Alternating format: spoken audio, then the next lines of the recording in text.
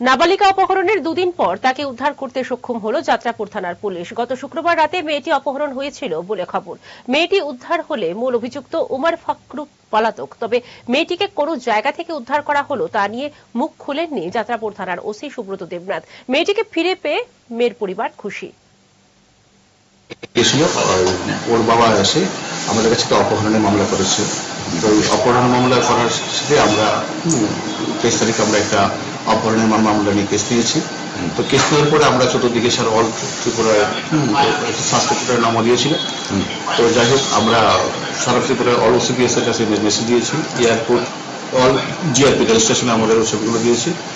তো আমাদের mobile track করার চেষ্টা করছি, মোবাইলটা সুইচ অফ ছিল, তার জন্য একটু সময় লেগেছে। আমরা তো করতে করতে লাস্ট দিয়ে আমরা মেয়েটার সন্ধান পেয়েছি। তো আজকে সকালে নাবালিকা মেয়েটাকে আমরা উদ্ধার করে নিয়ে এসেছি। আমাদের আমরা এটা তদন্ত সাথে বাকিগুলো এখন এত ডিটেল বলছি না আপনাকে। আমাদের women sub inspector Rumi Akter investigation করছেন।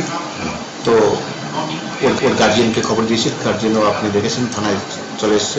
তো আমাদের ওটিকে মেডিকেল করানো এবং কোর্টকে 164 করানো, এই ফর্মালিটিসগুলো বাকি আছে। তো